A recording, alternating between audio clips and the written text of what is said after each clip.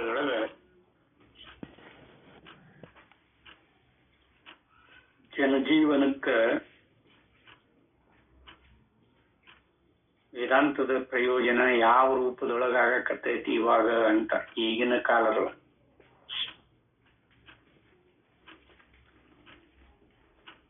ನಾವದನ್ನ ಯಥಾರ್ಥವಾಗಿ ತಿಳಿದೇ ಇರುವಾಗ ಏನೇನು ಅನರ್ಥಗಳು ಜರುಗಿಕೊಂಡು ಬಂದಾವು ಅನ್ನೋದು ವರ್ಣನ ಅದ ಇಲ್ಲೇ.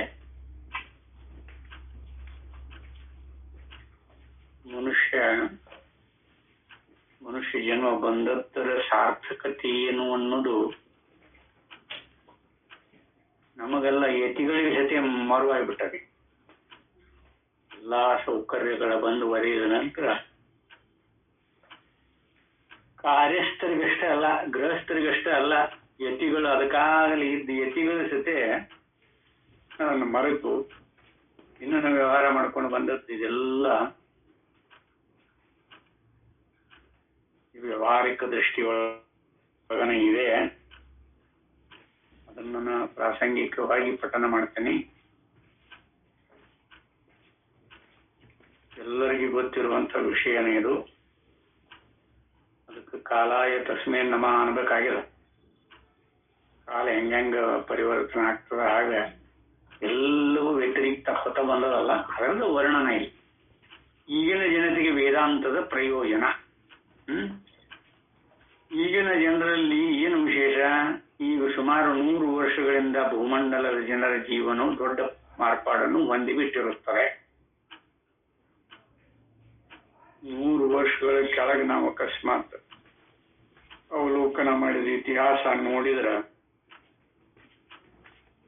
ಅಲ್ಲಿ ಇರುವ ಪರಿಸ್ಥಿತಿ, ಆಗಿನ ಪರಿಸ್ಥಿತಿ, ಸಮಾಜ ಮತ್ತು ಆರ್ಥಿಕ ಸ್ಥಿತಿ ಯಾವ ರೂಪದಿಂದ ಒಡಗೂಡಿತ್ತು, ಅಜಗಜಾಂತರ ಪರಕೈಯತ್ತಲ್ಲ ಇವಾಗ.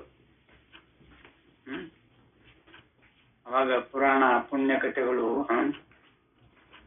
ಯಾವ ಮಾಧ್ಯಮಗಳು ಸೌಕರ್ಯಗಳು ಇರ್ತಿರ್ಲಿಲ್ಲ ಅವಾಗ. ಈಗ ಅದಕ್ಕೆ ಪಾಶ್ಚಾತ್ಯರು ಭೌತಿಕ ವಿಜ್ಞಾನವನ್ನು ಬೆಳೆಸಿ ಅದನ್ನು ತಾವು ಉಪಯೋಗಿಸಿಕೊಂಡು ಮಿಕ್ಕ ದೇಶಗಳಲ್ಲಿಯೂ ಹರಡಿಬಿಟ್ಟಿರುತ್ತಾರೆ. ಭೌತಿಕ ವಿಜ್ಞಾನದ ಅವಲಂಬನೆಯ ಮೇಲೆ ನಿಂತಿರುವವರು ಈಗಿನವರು. ಈಗಿನವರಾದ ನಾವು ಅನ್ನ, ಬಟ್ಟೆ, ನೀರು, ವಿದ್ಯೆ, ಪ್ರಯಾಣ ಸೌಕರ್ಯ ಮುಂತಾದವುಗಳಿಗೆ ಯಾವ ಸಾಧನವನ್ನು ಉಪಯೋಗಿಸುತ್ತಿದ್ದೇವೆ? ಯಂತ್ರಗಳಿಂದ ಉಳುವುದು, ಪೈರು ಕೊಯ್ಯುವುದು, ಒಕ್ಕುವುದು ಮುಂತಾದ ವ್ಯವಸಾಯ ಕರ್ಮಗಳು ನಡೆಯುತ್ತಿವೆ. ಧಾನ್ಯವನ್ನು ಕುಟ್ಟುವ ಯಂತ್ರಗಳು ಎಲ್ಲೆಲ್ಲಿಯೂ ಕಾಣಬರುತ್ತಿವೆ. ಈಗ ಅಡಿಗೆ ಮಾಡುವುದಕ್ಕೆ ಕುಕ್ಕರ್ ಮುಂತಾದ ಸಾಧನಗಳನ್ನು ಉಪಯೋಗಿಸುತ್ತಾರೆ. ಕಾಫಿ ಪುಡಿ, ಟೀ ಸೊಪ್ಪು ಮುಂತಾದವು ಮನುಷ್ಯನ ಕೈ ಮುಟ್ಟದೆ ತಯಾರಾದದ್ದು ಎಂದು ಹೊಗಳಿಸಿಕೊಳ್ಳುತ್ತಿವೆ. ಮನುಷ್ಯರ ಮುಟ್ಟದನ ಅದೆಲ್ಲ ರೆಡಿಯಾಗಿರ್ತದ. ನೋಡು, ಮೊದಲಲ್ಲಿ ಒಂದು ಕಾಫಿ ಪುಡಿ ರೆಡಿ ಮಾಡ್ಬೇಕಾದ್ರೆ ಅಯ್ಯೋ ಭಾರಿ ಕಷ್ಟ. ಎಲ್ಲ ಜನರ ಕುಟ್ಬೇಕಲ್ಲ, ಪುಡಿ ಮಾಡಿ ಅದನ್ನು ಬಹಳ ನೀಡಿತ್ತು. ಬಟ್ಟೆಗಳು, ಉಡುಪುಗಳು ಯಂತ್ರದಲ್ಲಿ ತಯಾರಾಗುತ್ತವೆ. ನೀರನ್ನು ಯಂತ್ರದಿಂದ ಎತ್ತುತ್ತಾರೆ. ದೀಪಗಳಿಗೆ ವಿದ್ಯುತ್ ಶಕ್ತಿಯನ್ನು ಯಂತ್ರಗಳಿಂದ ಉತ್ಪತ್ತಿ ಮಾಡಿಕೊಳ್ಳುತ್ತಾರೆ. ವರ್ತಮಾನವನ್ನು ಟೆಲಿಗ್ರಾಫ್, ಟೆಲಿಫೋನ್, ರೇಡಿಯೋ ಮುಂತಾದವುಗಳ ಮೂಲಕ ಕಳುಹಿಸುತ್ತಾರೆ. ಪ್ರಯಾಣವನ್ನು ರೈಲು, ಜಹಾಜು, ಏರೋಪ್ಲೇನ್ ಮುಂತಾದ ಸಾಧನಗಳಿಂದ ಮಾಡುತ್ತಾರೆ. ಸಮಾಜದ ವಿನೋದಗಳಿಗೆ ಸಿನಿಮಾ ಮುಂತಾದ ಯಂತ್ರ ಸಾಧನಗಳನ್ನು ಉಪಯೋಗಿಸುತ್ತಾರೆ. ವಿದ್ಯೆಗೆ ತರಬೇತಾದ ಉಪಾಧ್ಯಾಯರು, ಸ್ಕೂಲುಗಳು ಮುಂತಾದ ಹೊಸ ಉಪಾಯಗಳನ್ನು ಉಪಯೋಗಿಸುತ್ತಾರೆ. ರಾಜಕೀಯವಾದ ಯುದ್ಧಗಳು ಬಗೆ ಬಗೆಯ ತಾಂತ್ರಿಕ ಸಾಧನಗಳಿಂದಲೇ ಸಾಗುವು. ಆದ್ದರಿಂದ ಈಗಿನವರು ಎಂದರೆ ಯಂತ್ರಯುಗದವರು, ಭೋಗಕ್ಕೆ ಯಂತ್ರಗಳನ್ನು ಉಪಯೋಗಿಸುವವರು. ಇವರಿಗೆ ವೇದಾಂತದಿಂದ ಉಪಯೋಗ ಉಂಟೆ? ಇದನ್ನ ನಾವು ಹೇಗೆ ಅಳವಡಿಸ್ಕೋಬೇಕು ಅಂತ ಹೇಳ್ತಾರೆ ನೋಡ್ರಿ. ಯಂತ್ರನ ಈಗ ಯಂತ್ರಯುಗ ಇದು. ಈಗನು ನಾವು ಆ ಯಂತ್ರ ಮಹಿಮೆಯಿಂದನ ನಾವು ಅದರ ಉಪಯೋಗ ತಪ್ಪಿಡಿ ಬರುತ್ತೆ ಅಂತ ಅನುಭವಿಗಳು ಅಭಿಪ್ರಾಯ ಪಟ್ಟಾರೆ. ಇಲ್ಲಿ ನೋಡೋಣ. ಯಂತ್ರಗಳ ಉಪಯೋಗದಿಂದ ಶಕ್ತಿಯನ್ನು ಹೆಚ್ಚಾಗಿ ಉಪಯೋಗಿಸಬೇಕಾಗುವುದಿಲ್ಲ, ಕಾಲವು ಉಳಿಯುತ್ತದೆ, ಸುಲಭವಾಗಿ ಬೇಗ ಬೇಗನೆ ಅನೇಕ ಭೋಗ ಸಾಮಗ್ರಿಗಳನ್ನು ಮಾಡಿಕೊಳ್ಳಬಹುದು. ಇಷ್ಟು ಅವುಗಳ ಗುಣ. ಆದರೆ ಯಂತ್ರವನ್ನು ಒಬ್ಬೊಬ್ಬರು ಮಾಡಲಾಗುವುದಿಲ್ಲ. ಯಂತ್ರ ದೇವತೆಯು ಕಾಲವನ್ನು ಕಷ್ಟವನ್ನು ಉಳಿಸಿಕೊಡುತ್ತಾಳೆ ಎಂಬುದೇನೋ ನಿಜ. ಆದರೆ ತಕ್ಕ ಬಲಿ ಕೊಡಬೇಕು. 75% ಜನರಾದರೂ ನನ್ನ ಆರಾಧನೆ ಮಾಡಿದರೆ ನಾನು ಪ್ರಸಾದವನ್ನು ಕೊಡುತ್ತೇನೆ ಎನ್ನುತ್ತಾಳೆ. ಒಂದು ಯಂತ್ರ ತಯಾರು ಮಾಡಬೇಕಾದ್ರೆ ಅನೇಕ ಫ್ಯಾಕ್ಟರಿ ಅದು ಇದು ದುಡಿಮೆಗಾರರು ಎಷ್ಟು ಇರ್ತಾರೆ. ನನ್ನ ಆರಾಧನೆ ಮಾಡಿದಾಗ ಮಾತ್ರ ನಾ ಒಂದು ಮಷಿನ್ ಆಗಿ ನಿಮಗೆ ಭೋಗ ಸಾಮಗ್ರಿಯಾಗಿ ಬರ್ತೀನಿ, ಇಲ್ಲ ಅಂದ್ರೆ ಆಗೋದಿಲ್ಲ ಅಂತ ಆ ತಾಯಿ ಕೃಪೆ ಆಗದ. ಅನೇಕರು ಉಪಯೋಗಿಸಿದರೆ ಮಾತ್ರ ಯಂತ್ರಗಳನ್ನು ತಯಾರಿಸಬಹುದು. ಎಲ್ಲೇ ಒಬ್ರು ಉಪಯೋಗ ಮಾಡಿದ್ರೆ ಅವರು ಫ್ಯಾಕ್ಟರಿ ತಯಾರು ಮಾಡಿದವರು ದಿವಾಳಿ ಅಲ್ಲ, ಅದು ಇಷ್ಟು ಬಿಟ್ಟು ಅವಕ್ಕೆಲ್ಲರೂ ಪರ್ಚೇಸ್ ಮಾಡಬೇಕಾದ ಅಲ್ವಾ. ಇಲ್ಲದಿದ್ದರೆ ಅವನು ಸಿದ್ಧಪಡಿಸುವ ಖರ್ಚು ಅಪರಿಮಿತವಾಗುತ್ತದೆ. ಇದಲ್ಲದೆ ಅವನ್ನು ತಯಾರು ಮಾಡುವುದಕ್ಕಾಗಿ ಕಷ್ಟಪಡುವವರು ಬಹಳ ಮಂದಿ ಬೇಕು. ಯಂತ್ರಗಳನ್ನು ಉಪಯೋಗಿಸಬೇಕೆನ್ನುವವರು ಅವುಗಳನ್ನು ತಯಾರು ಮಾಡಿ ಅವುಗಳಿಂದ ಲಾಭವನ್ನು ಪಡೆಯಬೇಕೆನ್ನುವವರು ಒಂದಾಗುತ್ತಾರೆ. ಯಂತ್ರವನ್ನು ಮಾಡುವುದಕ್ಕೂ ಅದನ್ನು ನಡೆಸುವುದಕ್ಕೂ ದುಡಿಯುವ ಕೂಲಿಗಳ ಹೊಟ್ಟೆಯ ಮೇಲೆ ಹೊಡೆಯುತ್ತಾರೆ. ಇಲ್ಲ ಬದಲಿಗೆ ಕೊತ್ತ ಬಂದದ ಈ ಕಾಲ, ಏನು ಮಾಡಲಿಕ್ಕಾಗುವುದಿಲ್ಲ.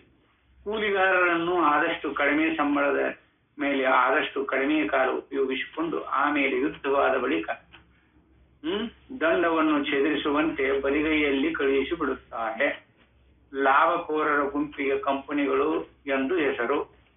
ಇವರ ಜೊತೆಗೆ ಸರ್ಕಾರದವರು ಸೇರಿಕೊಂಡು ಲಾಭಾಂಶದಲ್ಲಿ ಪಾಲು ತೆಗೆದುಕೊಳ್ಳುತ್ತಿರುವುದರಿಂದ ಯಾವ ಕಂಪನಿಯ ಮೇಲೂ ಯಾವ ಕೂಲಿಕಾರರು ದೂರು ಹೇಳುವುದಕ್ಕಿಲ್ಲ. ಆಳುವವರ ಕಣ್ಣನ್ನು ಒರೆಸುವಂತೆ ಅಳುವವರ ಕಣ್ಣನ್ನು ಒರೆಸುವಂತೆ ಹೇಗೋ ಅವರನ್ನು ಸಮಾಧಾನ ಮಾಡಿ ಬಿಡುತ್ತಾರೆ. ಇದು ಯಂತ್ರದ ಸಹಾಯ. ಯಂತ್ರಗಳು ಮಾಡಿದವರಿಗೆ ಆಶೆ ತೋರಿಸುತ್ತೇವೆ. ಆದರೆ ಅವನ್ನು ಮಾಡುವ ಕಂಪನಿಗಳು ಬಹಳವಾಗಿ ಎದ್ದುಕೊಂಡರೆ ಒಬ್ಬೊಬ್ಬರೊಳಗೆ ಜಗಳಗಳು ಎದ್ದುಕೊಳ್ಳುತ್ತವೆ. ಇದಲ್ಲದೆ ಮಲೆನಾಡಿನ ಚೌಡಿಗಳಂತೆ ಈ ಯಂತ್ರಗಳು ತಮಗೆ ಕೆಲಸವನ್ನು ಕೊಟ್ಟರೆ ಸರಿ, ಇಲ್ಲದಿದ್ದರೆ ಸಾಕಿದವರನ್ನು ನುಂಗುವುದಕ್ಕೆ ಹೇಸುವುದಿಲ್ಲ. ನೋಡ, ಯಂತ್ರಗಳು ಬಂದು ಅಂದ್ರೆ ಹಂಗ ಅದಕ್ಕೆ ಕೆಲಸ ಕೊಟ್ಕೋತಾನೆ ಇರಬೇಕು, ಇಲ್ಲ ಅಂದ್ರೆ ಆಗಂಗಿಲ್ಲ. ಭೂತಾಕಾರ ಇದಕ್ಕೆಲ್ಲ ದೃಷ್ಟಾಂತದ ಕಥೆಗಳನ್ನು ಕೇಳಿದೆ. ಒಂದು ಭೂತವನ್ನು ವಶ ಮಾಡಿಕೊಂಡು ನನ್ನ ಕೆಲಸ ಇರ್ಲಿಲ್ಲ ಅಂದ್ರೆ ನಿನ್ನ ನುಂಗ್ತೀನಿ ಅಂತ ಹೇಳಿ ಕಂಡೀಷನ್ ಮಾಡಿ ಬಂದಿರ್ತಾವ ಅಲ್ವಾ. ಹಾಗಾಗಿ ಇದು ಯಂತ್ರಗಳ ವ್ಯಾಪಾರವು ತಮ್ಮ ಕೆಲಸದ ಮೇಲೆ ನಿಂತಿದೆ ಎಂಬ ಗುಟ್ಟನ್ನು ಕಂಡುಕೊಂಡಿರುವ ಈಗಿನ ಕೂಲಿಕಾರರು ಆಗಾಗ್ಗೆ ಮುಷ್ಕರಗಳನ್ನು ಮಾಡುತ್ತಿರುವರು. ಆದರೂ ಈಗಿನ ಯುಗದವರು ಯಂತ್ರಗಳನ್ನೇ ಅವಲಂಬಿಸಿರುತ್ತಾರೆ. ಯಾರಿಗ ಕಷ್ಟಪಟ್ಟು ಕೆಲಸ ಮಾಡುವ ಅಭ್ಯಾಸವಿಲ್ಲ. ಮನಸ್ಸಿನಲ್ಲಿ ಎಲ್ಲರೂ ಸೋಮಾರಿಗಳೇ. ಆದ್ದರಿಂದ ಎಲ್ಲರೂ ಯಂತ್ರಗಳೆಂಬ ಪಿಶಾಚಿಗಳ ಕೈಗೆ ಸಿಕ್ಕಿ ನರಳುತ್ತಿದ್ದಾರೆ. ಎಲ್ಲೆಲ್ಲಿಯೂ ಹಾಹಾಕಾರವು ಎದ್ದುಕೊಂಡಿದೆ. ಯಂತ್ರಾಭಿಮಾನಿ ರಾಕ್ಷಸಿಯು ತನ್ನ ಭೀಕರವಾದ ನಾಲಿಗೆಯನ್ನು ಚಾಚಿ ಜನರ ರಕ್ತವನ್ನು ಹೀರುತ್ತಿದ್ದಾಳೆ. ಮೃತ್ಯುನ ಆತ್ತಮಂ ಎಂಬ ವಚನದಂತೆ ಎಲ್ಲವೂ ಈ ಮೃತ್ಯುವಿನ ಪೆಟ್ಟಿಗೆಗೆ ಸಿಕ್ಕು ಬಿದ್ದಿರುತ್ತೇವೆ. ಆರ್ತನಾದವು ದಿನದಿನಕ್ಕೂ ಹೆಚ್ಚುತ್ತಿದೆ. ಜನರು ಬಟ್ಟೆಗಳಿಗಿಲ್ಲದೆ ರೋಗಗಳಿಂದ ನರಳುತ್ತಾ ರಾಗದ್ವೇಷಗಳಿಗೆ ವಶರಾಗಿ ಒಬ್ಬರೊಡನೊಬ್ಬರು ಬಡಿದಾಡುತ್ತಾ ಇರುತ್ತಾರೆ. ಇವರು ಮಾಡಿಕೊಂಡ ಅರ್ಥಶಾಸ್ತ್ರಗಳ ಅನರ್ಥಶಾಸ್ತ್ರಗಳಾಗಿವೆ. ಭೌತಿಕ ವಿಜ್ಞಾನ ದೇವತೆಯು ಈ ಯಂತ್ರವೆಂಬ ರಕ್ಕಸಿಯ ಉಪಟಳದಿಂದ ಒದ್ದಾಡುತ್ತಿರುವವರನ್ನು ಕೊಂಡು ಮಕ್ಕಳಿರ ಕೈ ಬಿಟ್ಟೆ, ನಿಮ್ಮ ಬುದ್ಧಿ ನಿಮ್ಮ ಕೈಯಲ್ಲಿರಲಿ ಎನ್ನುತ್ತಿದ್ದಾಳೆ. ವಿಶ್ವಾನಶಾಸ್ತ್ರದ ಪರಮಾಚಾರ್ಯರಾದ ಪಾಶ್ಚಾತ್ಯರು ನಮಗೂ ಇದೇ ಕಾಟ, ನಾವೇನು ಮಾಡುವ ಹಾಗಿಲ್ಲ ಎಂದು ತಾರತಮ್ಯದ ಕೈ ಆಡಿಸುತ್ತಿದ್ದಾರೆ. ಹಿಂದೆ ನಕ್ಕದ್ದಾಯಿತು, ಈಗ 10 ತೀರಿಸಬೇಕಾಗಿದೆ. ಅದು ಒಂದು ದೃಷ್ಟಿಯಿಂದ ಹಾಗನ್ನ ನಡೆದವಿ ಕೆಲಸ. ಇರ್ಲಿ, ಇದನ್ನು ವರ್ಣನ ಮಾಡೋದೇನು ಬೇಕಿಲ್ಲ. ಇಂತಹ ಜನತೆಯ ವೇದಾಂತವು ಹೇಳುವುದೇನು? ಯಂತ್ರವು ಮಾನವನಿಗೆ ಹೊರತು ಮಾನವನು ಯಂತ್ರಕ್ಕಲ್ಲ. ಸಂಗಾತಸ್ಯ ಪರಮಾರ್ಥತ್ವಂ ಯಾವುದು ಒಟ್ಟುಗೂಡಿರುವ ಭಾಗಗಳಿಂದಾಗಿರುವುದೋ ಅದು ಮತ್ತೊಬ್ಬರ ಉಪಯೋಗಕ್ಕಾಗಿರುತ್ತದೆ ಎಂಬ ತತ್ವವನ್ನು ನಾವು ನೆನಪಿನಲ್ಲಿಟ್ಟುಕೊಳ್ಳಬೇಕು. ಯಂತ್ರವು ಅಚೇತನವು, ನಾವು ಚೇತನರು. ನಾವು ಅದರೊಳಗೆ ಇರುವಷ್ಟು ಶಕ್ತಿಯನ್ನು ಮಾತ್ರ ಅದು ತೋರಿಸಿಕೊಳ್ಳಬಲ್ಲದು. ಆದ್ದರಿಂದ ಅಚೇತನಕ್ಕೆ ಬೆಲೆ ಇಲ್ಲ, ಚೇತನಕ್ಕೆ ಬೆಲೆ ಎಂಬುದನ್ನು ನಾವು ಮರೆಯದಿರಬೇಕು. ಯಂತ್ರದಿಂದ ಅನಾನುಕೂಲವಾದರೆ ಯಂತ್ರವು ಬೇಡ, ಯಂತ್ರಕ್ಕೆ ದಾಸರಾಗಿ ಚೇತನಕ್ಕೆ ಸೊನ್ನೆ ಸುತ್ತುವುದು ಸರಿಯಲ್ಲ. ಯಂತ್ರವನ್ನ ಅವಲಂಬಿಸಿ ನಾವಿಷ್ಟು ಸೋಮಾರಿಗಳಾಗಿರುವುದು ಅದೇ ಕಾರಣ. ಆದರೂ ನಾವು ಈಗ ಚೇತನವನ್ನೇ ಅಚೇತನವನ್ನಾಗಿ ಮಾಡಿ ಅಚೇತನವೇ ಚೇತನವೆಂಬ ವ್ಯವಹರಿಸುತ್ತಿದ್ದೇವೆ. ನಾವು ಅದರಂಗನ ವ್ಯವಹಾರ ಮಾಡ್ಲಿಕ್ಕತ್ತೇವೆ. ಶರೀರವು ಕೂಡ ಒಂದು ಯಂತ್ರವೇ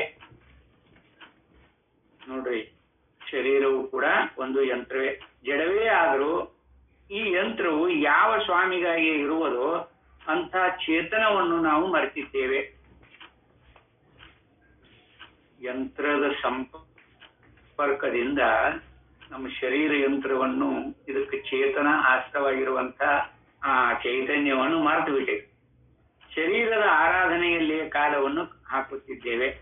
ಸರಿಯಾಗಿ ನೋಡಿದರೆ ಮೂಲ ಚೈತನ್ಯವನ್ನು ಮರೆಯಿಸಿ ಶರೀರವನ್ನು ಯಾವಾಗಲೂ ಆರಾಧಿಸುವಂತೆ ಮಾಡಿರುವ ಭೌತಿಕ ವಿಜ್ಞಾನವು ನಿಜವಾದ ವಿದ್ಯೆಯಲ್ಲ, ಅದು ಅವಿದ್ಯೆಯೇ. ಇದನ್ನು ಹೇಳ್ಕೊಂಬಂದ ಇದನ್ನೆಲ್ಲ ಅವಿದ್ಯೆಯ ನಡುವೆ ನಿಂತು ನಾವೇ ಧೀರರು ಪಂಡಿತರು ಎಂದುಕೊಂಡು ನಾವು ಮಬ್ಬುಗತ್ತಲೆಯಲ್ಲಿಯೇ ತಡವರಿಸುತ್ತಿದ್ದೇವೆ. ವಿದ್ಯೆ ಅಂದ್ರೆ ಏನು ಅಂತ ಗೊತ್ತಿಲ್ಲ. ವಿದ್ಯೆ ಎಂದರೆ ಚಿನ್ಮಾತ್ರವಾದ ಬ್ರಹ್ಮವನ್ನು ತಿಳಿಸುವ ವಿದ್ಯೆ. ಬ್ರಹ್ಮ ವಿದ್ಯೆಗಾಗಿಯೇ ನಮ್ಮ ಬಾಳು. ಪರಮಾರ್ಥವಾಗಿ ನಾವೆಲ್ಲರೂ ಬ್ರಹ್ಮವೇ ಆಗಿರುತ್ತೇವೆ. ಅದನ್ನು ಹೊರಗಿನ ವಸ್ತುಗಳ ಅರಿವಿನ ಗಡಿಬಿಡಿಯಲ್ಲಿ ಮರೆತು ಬಿಟ್ಟಿರುತ್ತೇವೆ. ಆದ್ದರಿಂದ ಅದನ್ನು ನಾವು ನೆನಪಿಗೆ ತಂದುಕೊಳ್ಳಬೇಕು. ವಿಕಾಸವಾದವು ಎಷ್ಟೇ ಘನತರವಾದ ವಾದವಾದರೂ ನಾವು ಮಂಗಗಳಿಂದ ಹುಟ್ಟಿ ಬಂದಿದ್ದೇವೆ ಎಂಬ ಸ್ಮರಣೆಯಿಂದ ನಮಗೆ ಹೆಚ್ಚಿನ ಕಲ್ಯಾಣವೇನೂ ಆಗಲಾರದು. 18ನೇ ಶತಮಾನದಿಂದ ಯಂತ್ರಗಳು ಹೊರಕ್ಕೆ ಬಂದು ಈಗ 21ನೇ ಶತಮಾನದ ಹೊತ್ತಿಗೆ ಅವುಗಳು ನಮಗೆ ಹೊರೆಯಾಗಿ ಬಿಟ್ಟಿವೆ. ಜಗಳದ ಸಾಧನಗಳಾದ ಯಂತ್ರಗಳಿಂದ ಜನತೆಗೆ ಸೌಖ್ಯವಾದೀತೆಂದು ಭಾವಿಸುವುದು ಬೇಡ. ಅಟಮ್ ಬಾಂಬಿನಂಥ ಸರ್ವನಾಶಕ ಯಂತ್ರಗಳು ಆಹ್ವಾನೆಯನ್ನು ಮರೆಯೋಣ. ಮಕ್ಕಳು ಪಟಾಕಿಯನ್ನು ಹಚ್ಚಿ ಧಾನ್ಯದ ಪಣವೆಯನ್ನು ಸುಡುವಂತೆ ಮಾನವರನ್ನೆಲ್ಲ ನಾಶ ಮಾಡುತ್ತಿದ್ದಾರೆ ಯಂತ್ರಧಾರರು. ವೇದಾಂತಿಯಾದ ಒಬ್ಬ ಋಷಿ ಹೇಳಿರುವ ಮಂಗಲ ಸಂದೇಶವನ್ನು ನಾವು ಕಿವಿಗೊಟ್ಟು ಕೇಳೋಣ. ಅಪ್ಪ ಕೇಳಿರಿ, ನೀವೆಲ್ಲರೂ ಅಮೃತ ಪುತ್ರರು. ಹೊರಗಿನ ಅನಾತ್ಮ ಸಂಪತ್ತು ಎಷ್ಟಿದ್ದರೂ ಮರ್ತೇವೆ. ಇದನ್ನು ಬಿಟ್ಟು ಅಮೃತವನ್ನು ಪಡೆಯಿರಿ. ಅಮೃತ ಸ್ವರೂಪನಾದ ಪರಮಾತ್ಮನನ್ನು ಅರಿತು ಅತಿ ಮೃತ್ಯುವನ್ನು ಹೊಂದಬಹುದು.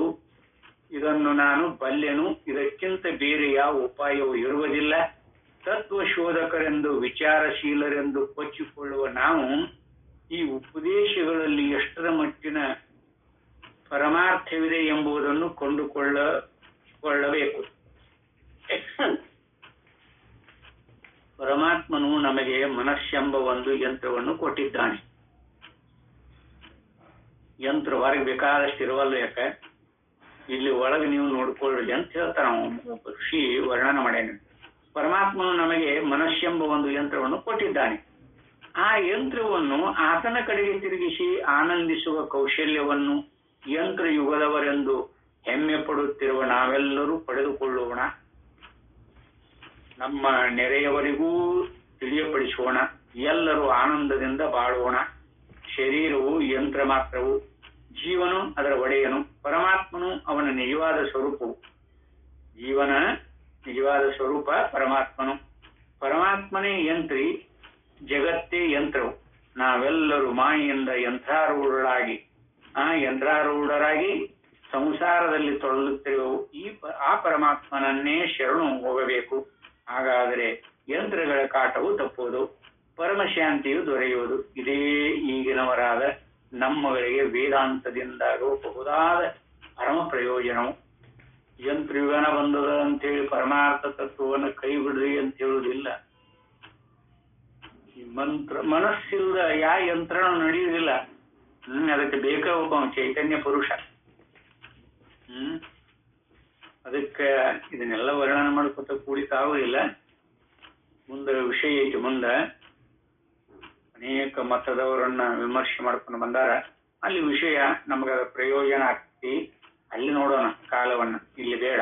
ಇನ್ನು ವೇದಾಂತವು ಸಮಾಜವು, ವೇದಾಂತ ಸಮಾಜಕ್ಕೆ ಸಂಬಂಧಿಸಿದ ವಿಮರ್ಶಿಸಬೇಕೆಂದಿರುತ್ತೇನೆ. ವಿಜ್ಞಾನ ಶಾಸ್ತ್ರಗಳು ಬೆಳೆದಂತೆಲ್ಲ ಹೊಸ ಹೊಸ ಶೋಧನೆಗಳಾಗಿರವು. ಆ ಶೋಧನೆಗಳ ಮತ್ತು ಯಂತ್ರ ನಿರ್ಮಾಣಗಳ ಫಲವಾಗಿ ಭೋಗ ಸಾಮಗ್ರಿಗಳು ಹೆಚ್ಚುವು, ಜೀವನದ ಮಟ್ಟವು ಹೆಚ್ಚುವುದು. ಮನುಷ್ಯನೆಂದರೆ ಶರೀರವೇ ಪ್ರಾಣವನ್ನು ಮನಸ್ಸನ್ನು ಇದಕ್ಕೆ ಉಪಕರಣವಾಗಿ ಉಪಯೋಗಿಸಿಕೊಳ್ಳಬೇಕು. ಜೀವನ ಸೌಕರ್ಯಗಳನ್ನು ಶರೀರಕ್ಕೆ ಆಯಾಸವಾಗದಂತೆ ಬೇಕಾದದ್ದನ್ನು ಮಾಡಿಕೊಳ್ಳುವ ಉಪಾಯ ವಿಶೇಷಗಳನ್ನು ಹೆಚ್ಚಿಸಿಕೊಳ್ಳಬೇಕು ಎಂಬುದು ಜನರ ಜೀವನದ ಗುರಿಯಾಗಿರುವುದು. ಆದರೆ ಮನುಷ್ಯನ ಸಂಪಾದನೆಯು ಹೆಚ್ಚಾದಂತೆ ಅವನಿಗೆ ಭೋಗ ವಿಲಾಸಗಳ ಅವಶ್ಯಕತೆಯು ಹೆಚ್ಚಾಗಿ ಬಿಟ್ಟಿರುತ್ತದೆ. ಈಗ ಹಳೆಯ ಆಟ ಪಾಠಗಳು ಜನರಿಗೆ ಸಾಲವು, ಅವರಿಗೆ ಹೊಸ ಹೊಸ ವಿನೋದಗಳು ಬೇಕಾಗಿವೆ. ರೇಡಿಯೋ, ಸಿನಿಮಾ, ವೃತ್ತಾಂತ ಪತ್ರಿಕೆಗಳು, ಕಾರುಗಳು, ರೈಲು, ಏರೋಪ್ಲೇನುಗಳು ಮುಂತಾದವುಗಳ ಸಹಾಯದಿಂದ ಶೀಘ್ರ ಪ್ರಯಾಣ ಮಾಡಿ ದೇಶ ಸಂಚಾರ ಮಾಡುವುದೇ ಮುಂತಾದ ಮನೋರಂಜಕ ಸಾಮಗ್ರಿಗಳು ಹೆಚ್ಚು ಹೆಚ್ಚಾಗಿ ಬೇಕಾಗುತ್ತಿವೆ. ಇದರಿಂದ ದುಂದು ವೆಚ್ಚಗಳು ಅಗಣಿತವಾಗಿ ಬಿಟ್ಟಿವೆ. ಭೋಗಗಳಿಂದ ರೋಗಗಳು, ಅವುಗಳ ನಿವಾರಣೆಗಾಗಿ ವೈದ್ಯರುಗಳು, ಇವೆಲ್ಲ ನಿರ್ಮಾಣವಾಗಬೇಕಾಗಿದೆ. ನಮ್ಮ ಊಟ, ಉಡುಗೆ, ಆಚಾರ, ವಿಚಾರ, ಸಂಚಾರ ಎಲ್ಲಕ್ಕೂ ಒಂದು ಹೆಸರು. ಇವುಗಳೆಲ್ಲರಿಗೂ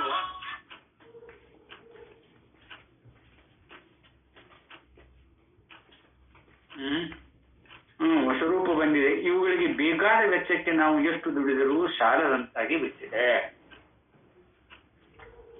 ಇದರಾಗನ ಸಂಪಾದನೆ ಮಾಡುವುದಾಗನ ಆಯುಷ್ಯ ವ್ಯರ್ಥ ಹೊರಟು ಬಿಡ್ತದ ನೋಡ್ರಿ, ಏನೂ ಆಗೋದಿಲ್ಲ. ಸಮಾಜದ ಕಣ್ಣು ಹೀಗೆ ಯಲೋಕದ ಭೋಗದ ಕಡೆಗೆ ತಿರುಗಿ ಬಿಟ್ಟಿರುವ ಅದರಿಂದ ತಮ್ಮ ಚುರುಕಾದ ಬುದ್ಧಿಯನ್ನು ಆಸ್ತಿಕ್ಯದ ಮೇಲೆ ಹಲ್ಲೆ ಹತ್ತುವ ಯುಕ್ತಿಗಳ ಕಾರ್ಖಾನೆಯಾಗಿ ಮಾಡಿಕೊಂಡು ಬಿಡುವಂತಾಯಿತು. ಜನ್ಮಾಂತರವನ್ನು ನೋಡಿರುವವರು ಯಾರು, ಲೋಕಾಂತರವನ್ನು ಕಂಡವರು ಯಾರು, ಧರ್ಮವೆಂದರೇನು, ದೇವರು ಎಲ್ಲಿದ್ದಾನೆ, ಗಂಗೆಯ ನೀರಿನಲ್ಲಿ ಪಾವಿತ್ರ್ಯವೇನು, ಅದರಲ್ಲಿಯೂ ಆಮ್ಲಜನಕ ಜನಜನಕವೇ ಅಲ್ಲವೇ ಇರುವುದು. ಇಂಥ ಕುತರ್ಕಗಳು ಈಗ ಎಲ್ಲೆಲ್ಲಿಯೂ ಗೆದ್ದುಕೊಂಡಿವೆ. ಆದರೆ ಜನರಿಗೆ ಇದರ ಜೊತೆಗೆ ಶರೀರೇಂದ್ರಿಯ ಮನಸ್ಸುಗಳ ದೌರ್ಬಲ್ಯ, ಸೋಮಾರಿತನ, ಪೈಪೋಟಿ, ಒಬ್ಬರಲ್ಲೊಬ್ಬರಿಗೆ ಸಂಶಯ ಇವುಗಳೆಲ್ಲ ಬೆಳೆದುಕೊಳ್ಳುತ್ತಿವೆ. ಸೂಕ್ಷ್ಮ ವಿಚಾರದಲ್ಲಿ ಅಜ್ಞತೆ, ಅಶ್ರದ್ಧತೆ, ಅನಾದರ ಇವುಗಳು ಹೆಚ್ಚಿಕೊಳ್ಳುತ್ತಿವೆ. ವಿಜ್ಞಾನ ಶಾಸ್ತ್ರದ ತಿಳುವಳಿಕೆಯು ಸೋಗಿನಲ್ಲಿ ಮತತತ್ವ ವಿಚಾರಗಳಿಗೆ ಬೆಲೆಯೇ ಇಲ್ಲವೆಂದು ಧಾರಾಳವಾಗಿ ಹೇಳುವವರೇ ಬಲು ಮಂದಿ. ಕೆಲವರು ಗೌರವಸ್ಥರೆನಿಸಿಕೊಂಡಿರುವವರು ಹೀಗೆಲ್ಲ ತಿರಸ್ಕಾರದ ಮಾತುಗಳನ್ನು ಆಡುತ್ತಿದ್ದರು. ಗಾಂಭೀರ್ಯದ ಮುಖಮುದ್ರೆಯನ್ನು ತೋರಿಸಿಕೊಂಡಿದ್ದು ಹೊಸ ನಾಗರಿಕತೆಯ ಉಪಾಸಕರಾಗಿಯೇ ಜೀವನವನ್ನು ಮಾಡುತ್ತಿರುತ್ತಾರೆ. ದೇವರು, ಪರಲೋಕ, ಆತ್ಮ ಮುಂತಾದ ಮಾತುಗಳು ಕಿವಿಗೆ ಬಿದ್ದಾಗ ಉಶಿನಗೆಯನ್ನು ಪ್ರಕಟಿಸುತ್ತಾರೆ. ಸಾಧು ಸಂತರು, ಮಹಾತ್ಮರು ಮುಂತಾದವರ ಬಗ್ಗೆ ಔದಾಸೀನ್ಯವನ್ನು ವಹಿಸಿ ಪ್ರಪಂಚದಲ್ಲಿ ಅಂಥವರು ಇಲ್ಲವೇನೋ ಎಂಬಂತೆ ವರ್ತಿಸುತ್ತಿದ್ದಾರೆ. ಆದರೆ ಇದೆಲ್ಲ ಇದ್ದೂ ಇಲ್ಲವಾದರೂ ಈಗ ಇನ್ನೊಂದು ಉಪಾಸ್ಯ ದೇವತೆ ಎದ್ದುಕೊಂಡಿದೆ. ಅದಕ್ಕೆ ಸಮಾಜವೆಂದು ಹೆಸರು. ಸಮಾಜದವರು ಹೇಗೆ ನಡೆಯುತ್ತಾರೋ ವ್ಯಕ್ತಿಗಳು ಹಾಗೆಯೇ ನಡೆಯಬೇಕು. 10 ಜನರಂತೆ ನಾನು ನಡೆಯದಿದ್ದರೆ ಹೇಗೆ ಎಂಬ ಭೀತಿಯೊಂದು ನಮ್ಮೆಲ್ಲರನ್ನು ಆವರಿಸಿಕೊಂಡು ಬಿಟ್ಟಿದೆ.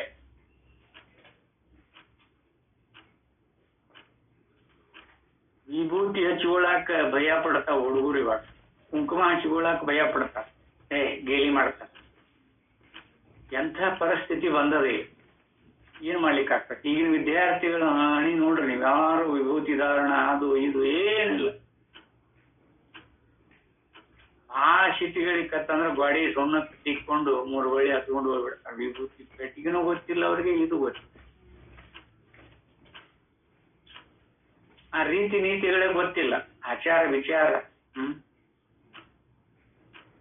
ಬ್ರಹ್ಮಜ್ಞಾನಿಗಳು ಕೂಡ ಲೋಕ ಸಂಗ್ರಹಾರ್ಥವಾಗಿ ಲೋಕ ಕಲ್ಯಾಣಕ್ಕಾಗಿ ತಮ್ಮ ಆಚಾರ ವಿಚಾರ ಬಿಟ್ಟಿರುವುದಿಲ್ಲ. ಅವರಿಗೆ ಬೇಕಾಗಿರುವುದಿಲ್ಲ. ಖರೆ ಬ್ರಹ್ಮಜ್ಞಾನಿಗಳಿಗೆ ಅದನ್ನ ಮಾಡ್ಬೇಕಂತ ಹೇಳಿ ಇಚ್ಛೆ ಇರುವುದಿಲ್ಲ. ಲೋಕ ಸಂಗ್ರಹ ನನ್ನನ್ನು ನೋಡಿ ಎಷ್ಟು ಅನಾಚಾರ್ಯ ಅದಾರ ಒಪ್ಪ ಸಾಂಬುಗಳು ಅಂತಂದ್ರ ಆ ಹುಡುಗರು ಇನ್ನೂ ಬೇಕಾದಂಗ ಅಡ್ಯಾಡ್ತಾರಲ್ಲ, ಅದಕ್ಕೆ ಅವ್ರು ಹಾಗಾಗಬಾರ್ದು ಅಂತ ಆಚಾರ ವಿಚಾರಾದಿಗಳನ್ನ ನಮ್ಮ ಸಂಬಂಧ ಮಾಡ್ತಿರ್ತಾರ ಬ್ರಹ್ಮಜ್ಞಾನಿಗಳು. ನೋಡ, ಅದಕ್ಕೆ ನಾವು ಅವರನ್ನ ಅನುಸರಿಸಿಕೊಂಡು ನಮ್ಮನ್ನು ನೋಡಿ ಕಲಿತಾರಲ್ಲ ಕೆಲವರು, ಅದರ ಸಂಬಂಧ ಅವ್ರಿಗೇನು ಬೇಕಾಗಿರೋದಿಲ್ಲ. ಅವ ರುದ್ರಾಕ್ಷಿ ಮಾಲಿನ ಬೇಕಾಗಿರೋದಿಲ್ಲ, ಭಸ್ಮದಾನವನ್ನು ಬೇಕಾಗಿರೋದಿಲ್ಲ. ಅವ ಎಲ್ಲ ಬ್ರಹ್ಮ ತತ್ವವನ್ನು ತಿಳಿದು ಬ್ರಹ್ಮಾನಂದೊಳಗಿರುವಂಥವಂಗ ಇನ್ನ ಜಗತ್ತು ಸಮಾಜ ತಗೊಂಡು ನನಗೇನಾಗಬೇಕು ಐತಿ ಅನ್ನೋರು ಇರ್ತಾರೆ. ಬ್ರಹ್ಮನಿಷ್ಠತ್ವದೊಳಗೆ ನಿಂತಂಥವ್ರು ಸಮಾಜದ ಸಂಬಂಧನ ಸಂಪರ್ಕದೊಳಗನೆ ಇರದಂಗೆ ಇರ್ತಾರೆ. ಅಂಥವ್ರು ಯಾವ ಆಚಾರ ವಿಚಾರವನ್ನು ಮಾಡೋದು. ಆದ್ರೆ ನಾವು ಸಮಾಜದೊಳಗೆ ಇರುವವರು ವಿಭೂತಿ, ಸ್ನಾನ, ಪೂಜೆ, ಪುನಸ್ಕಾರ ಇವನ್ನೆಲ್ಲ ನಮ್ಮದು ಏನು ನಿತ್ಯ ಕರ್ಮ ಜಪ ಅವನು ಏನು ಮೊದಲ ಮಾಡ್ಕೊತ ಬಂದಿರ್ತಾರೆ, ಅವನು ಬಿಡುದಿಲ್ಲ. ಅವರು ಬ್ರಹ್ಮಜ್ಞಾನ ಪಡ್ಕೊಂಡಿದ್ರು ಬಿಡುದಿಲ್ಲ. ಯಾಕ? ಇತರರಿಗಾಗಿ, ಸಮಾಜಕ್ಕಾಗಿ, ಸಮಾಜದೊಳಗಿರೋರು ಅದನ್ನು ಮಾಡ್ಲೇಬೇಕಾಗ್ತದೆ. ಅದಕ್ಕೆ ಅದು ಅವ್ರು ಮಾಡ್ತಾರಲ್ಲ ಅಂತ ಗೇಲಿ ಮಾಡೋರು ಅಂತೂ ಅದು ಅವರವ್ರಿಗೆ ಬಿಟ್ಟ ವಿಷಯ. ಈಗಿನ ಹುಡುಗರಿಗೆ ಭೀತಿಯೊಂದು ನಮ್ಮೆಲ್ಲರನ್ನು ಆವರಿಸಿ ಬಿಟ್ಟುಕೊಂಡು ಬಿಟ್ಟಿದೆ. ಈಶ್ವರನಿದ್ದಾನೆ ಎಂಬುದರಲ್ಲಿ ನಮಗೆ ನಂಬಿಕೆ ಇಲ್ಲ. ಆದರೆ 10 ಜನ ಸಮಾಜ ಅದಕ್ಕೆ ಅವಶ್ಯವಾಗಿ ಹೆದರಬೇಕು. ವ್ಯಕ್ತಿ ಎಂದರೇನೆಂಬುದು ನಮಗೆಲ್ಲ ತಿಳಿದಿದೆ. ಆದರೆ ಸಮಾಜವೆಂದರೆ ಯಾವುದು? ಸಮಾಜವೆಂಬುದೊಂದು ಭೂತವಾಗಿ ಬಿಟ್ಟಿದೆ. ಅದು ನಮಗೆ ಕಾಣಿಸದೇ ಇದ್ದರೂ ನಮ್ಮನ್ನೆಲ್ಲ ಕಾಡುತ್ತಿದೆ. ಊಟ, ಉಡುಗೆ, ಮಾತು, ಕತೆ, ಅಭಿಪ್ರಾಯ ಇದರಲ್ಲೆಲ್ಲ ನಾವು ಸಮಾಜದಂತೆ ನಡೆಯಬೇಕು. ನಾವು ಒಮ್ಮೆ ಹುಬ್ಬಳ್ಳಿಯಿಂದ ಪುಣಾಕ್ಕೆ ಹೋಗಬೇಕಾಗಿತ್ತು. ಅಲ್ಲಿ ಅವರೊಬ್ಬರು ತನ್ನ ಸ್ನೇಹಿತರಿಗೆ ನನ್ನ ಪರಿಚಯದ ಕಾಗದವನ್ನು ಬರೆಯುವಾಗ ಇವರು ಮಡಿಯ ಸ್ವಾಮಿಗಳು, ಇವರನ್ನು ನೋಡಿಕೊಳ್ಳಿ ಎಂದು ಬರೆದಿದ್ದರು. ಬರ್ಲಿಕ್ಕತ್ತಾರ ಇಂಥವ್ರು ಬಹಳ ಮಡಿ ಹುಡಿ ಬಹಳ. ಅವರಿಗೆ ಸಚ್ಚಿದಾನಂದೇಂದ್ರ ಸರಸ್ವತಿ ಸ್ವಾಮಿಗಳು ಯಾರನ್ನ ಮುಟ್ಟಿಸ್ಕೊಳತಿದ್ದಿಲ್ಲ. ನಾನು ನೋಡೇನಷ್ಟ ಅವ್ರನ್ನ. ಆದ್ರೆ ನಾ ಅವ್ರ ಆಶ್ರಮದಾಗ ಹೋಗಿ ಉಳ್ಕೊಂಡಿಲ್ಲ. ಅಲ್ಲಿ ಯಾರು ಮುಟ್ತಿದ್ರು ಇಲ್ಲ, ಇಲ್ಲಂತೂ ಯಾರು ಮುಡ್ತಿದ್ದಿಲ್ಲ. ಅವ್ರು ಬಂದಲ್ಲಿ ಹುಬ್ಬಳ್ಳಿಗೆ ಬಂದಾಗ ದರ್ಶನ ತಗೊಂಡೇನಿ, ನವಲೊಂದಕ್ಕೆ ಬಂದಾಗ ದರ್ಶನ ತಗೊಂಡೇನಿ. ಆದ್ರೆ ಅವ್ರನ್ನ ಯಾರು ಪಾದ ಸ್ಪರ್ಶ ಮಾಡಿ ಮುಟ್ಟಂಗೇ ಇಲ್ಲ. ಅವರಿಬ್ರ ದೇವರಾಯ ಕುಲಕರ್ಣಿ ಅವರೊಬ್ರು, ಭಗವತ್ಪಾದರೊಬ್ರು. ಅವರಷ್ಟು ಪಾದ ಮುಟ್ಟಿ ನಮಸ್ಕಾರ ಮಾಡಿದಂತ ಮಾತು. ಬ್ರಾಹ್ಮಣರು ಕೂಡ ಅನೇಕ ಬರೆಸಿದ್ರು. ಆ ಪಲ್ಲಂಗದ ಆ ಕಡೆ ಒಂದು ಲೈನ್ ಗೆರಿ ಯಾವಾಗ್ಲೂ ಬಿಳಿ ಪಟ್ಟಿ ಬರೆದು ಬಿಟ್ಟಿದ್ದಾರೆ. ಅಲ್ಲೇ ಆ ಪಟ್ಟಿಗೆ ನಮಸ್ಕಾರ ಮಾಡಿ ಹೋಗ್ಬೇಕು. ಅವ್ರು ಒಳಗೆ ಬರಂಗಿಲ್ಲ ಆ ಪಟ್ಟಿದಾಗ. ಹಂಗೆ ಇತ್ತು ಅವ್ರದ್ದು. ಯಾರನ್ನು ಮುಟ್ಟಿಸ್ಕೋತಿಲ್ಲ. ಮುಟ್ಟಿದ್ರೆ ಸಂಪರ್ಕ ಭಾವನೆಗಳು ಬದಲಿಯಕ್ಕವ ಅಂತ ನೋಡಿ ಹೇಗಿರ್ತದ. ದೇವರಾಯ ಕುಲಕರ್ಣಿಗೂ ಏನ್ ಇದ್ರಷ್ಟ ಬಹಳ ಸಮೀಪ ಬರಬೇಡ ನನಗೆ ಚಿತ್ರಿಯದ್ದು. ಅಷ್ಟು ಮಡಿ ಹುಡಿ ಮನುಷ್ಯರವ್ರು. ಅವ್ರದ್ದು ಚರಿತ್ರೆ ಬಹಳ ಅಗಮ್ಯ. ಅವರು ಮೂತ್ರ ವಿಸರ್ಜನೆ ಮಾಡಿದ್ರು ಅಂದ್ರೆ ಕೈಕಾಲು ಮುಖ ತಕ್ಕೊಳ್ಳಲೇ ಹೊರಗೆ ಬರ್ತಿದ್ದೆ. ನಲ್ಲಿ ಒಳಗೆ ನೀರಿಲ್ಲ, ಮೇಲೆ ಟ್ಯಾಂಕ್ನಾಗ ನೀರ್ ಆಗಿದ್ ಕಾಣಿಸ್ತದ. ಯಾರನ್ನೋ ಕೂಗ್ಯಾರ, ಯಾರು ಹೋಗ್ಬಿಟ್ಟಿಲ್ಲ.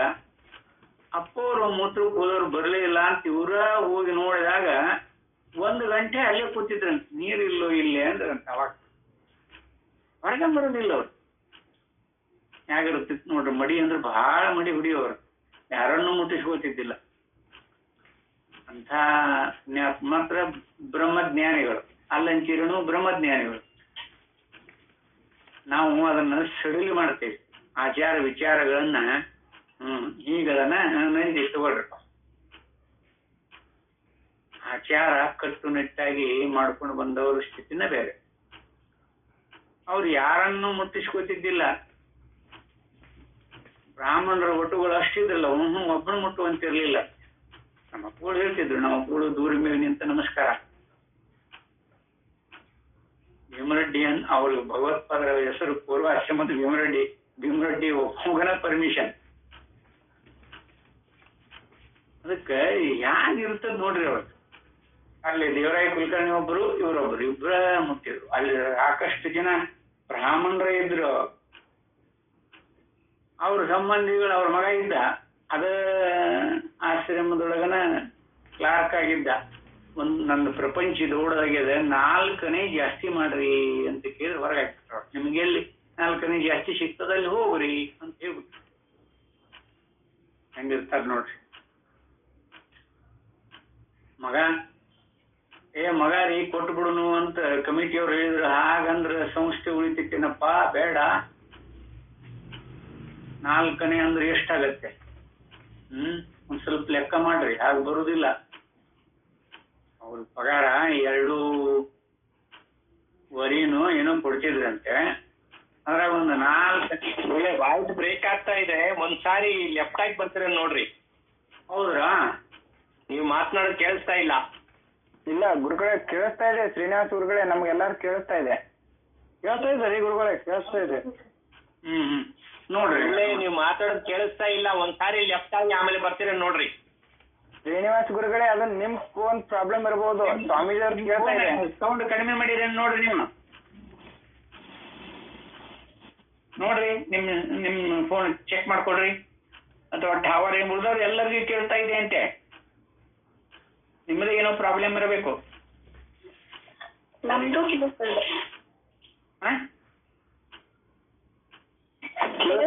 ಎಲ್ಲರಿಗೂ ಕೇಳಿಸ್ತೈತ್ರಿಪ್ಪ. ಓಂ ನಮಃ ಶಿವಾಯ. ಒಳ್ಳೆದು.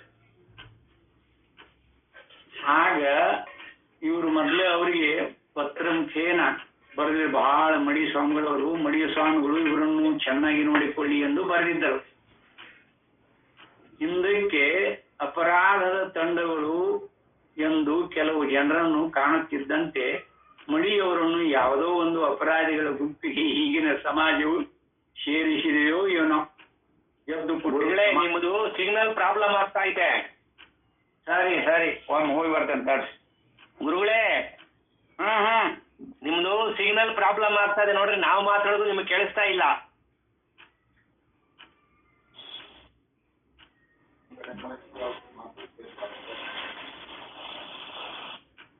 ಶ್ರೀನಿವಾಸ್ ಗುರುಗಳ, ನಿಮ್ದ ಮಿಸ್ಟೇಕ್ ಐತ್ರಿ. ಎಲ್ಲರಿಗೂ ಕೇಳತ್ತೈತೆ. ಇಲ್ಲ, ಕರೆಕ್ಟ್ ಕೇಳತ್ತರಿ. ಕರೆಕ್ಟ್ ಅದ್ರಿ. ಆಯ್ತಾಯ್ತು. ಈಗ ತಾನು ಆಚಾರ ವಿಚಾರಗಳನ್ನು ಮಾಡಿದರೆ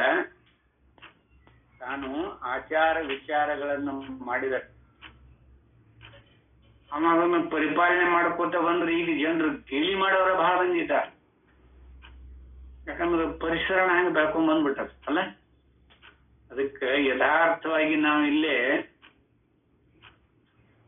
ನಮ್ಮ ಆಚಾರ ನಮಗೆ ಕೆಲವೊಬ್ಬರು ಅದನ್ನು ಪರಿಪಾಲನೆ ಬೇಕಾದಷ್ಟು ಗೇಲಿ ಮಾಡಿದ್ರು ಅದನ್ನ ತಮ್ಮ ಧರ್ಮ ಬಿಡದಂಗನ ಜುಟ್ಟು ವಗೇರೆ ಬಿಟ್ಟು ಬ್ರಾಹ್ಮಣರು ನೋಡಿ ತಮ್ದೇನಾದ್ರೂ ಬಿಡುದಿಲ್ಲ.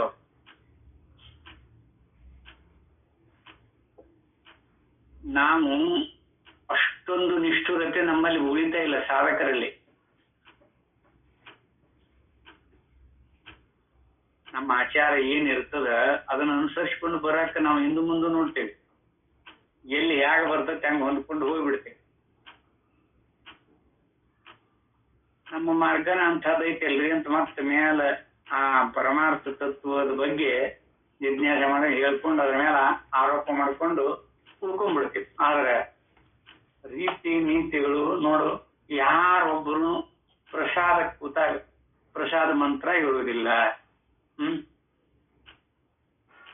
ನೀರು ಮೊದಲ ಬಲಗಡೆ ಇಟ್ಕೊಂಡಿರ್ಬೇಕು.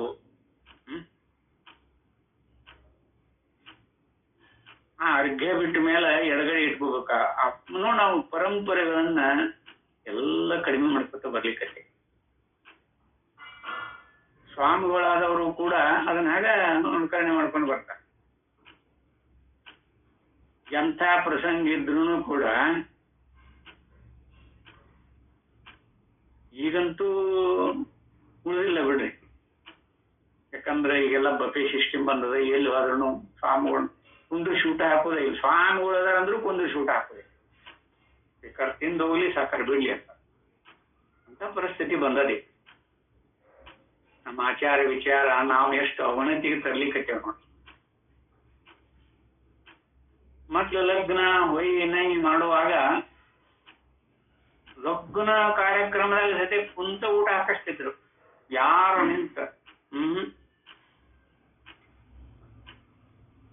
ಈಗ ಎಲ್ಲರಿಗೂ ಅವಸರ ಪ್ರಕೃತಿ. ಪ್ರಸಾದ ಸ್ವೀಕಾರ ಮಾಡ್ಕೋಬೇಕಂದ್ರು ಅಡ್ಡಾಡ್ಕೊಂತಾನೆ ತಿಂದ್ಬಿಡುದು. ಇದನ್ನ ಕರ ಎಲ್ಲೆಲ್ಲಿ ಹಚ್ಚ ನೋವು ಇರ್ತೈತೆ ಹಂಗ ಮೇತ್ಕೊತ ಹೋಗು ಹಂಗ ಪ್ರಸಂಗ ಹೆಂಗ್ ಬಂದೈತ್ ನೋಡ್ರಿ.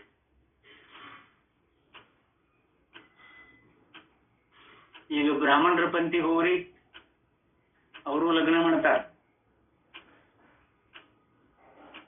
ಅವರು ತಮ್ಮ ಮಂದಿಗೆ ಕುಂದ್ರಿಸಿ ಊಟ ಹಾಕ್ತಾರೆ. ಈಗ ಟೇಬಲ್ ಸಿಸ್ಟಮ್ ಬಂದದ ಮತ್ತು ಬೇರೆ. ಇಲ್ಲಾಂದ್ರೆ ಮೊದ್ಲು ಅವ್ರ ಮಂದಿ ಏನ್ ಬಂದು ಅದನ್ನ ಕುಂದ್ರಿಸಿ ಊಟ ಹಾಕ್ತಾರೆ.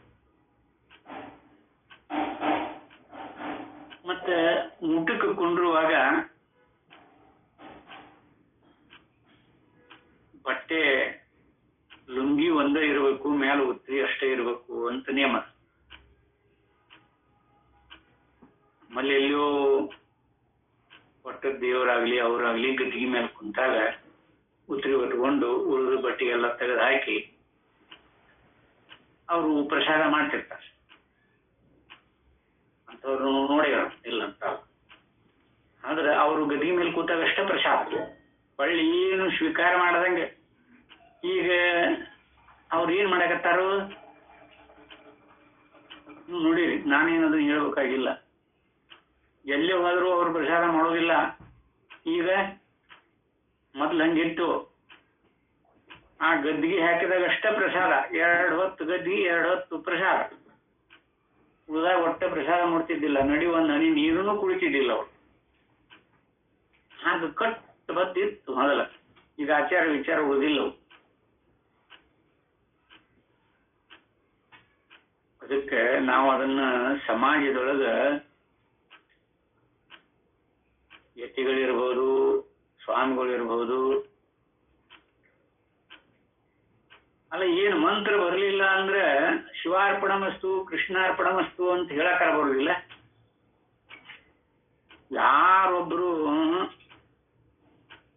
ಎಲ್ಲಿ ನೋಡಿಲ್ಲ ನಾನು. ಮನೆಯೊಳಗಾಗ್ಲಿ ಮೊದಲ ಎಂಥ ಪದ್ಧತಿ ಇತ್ತು.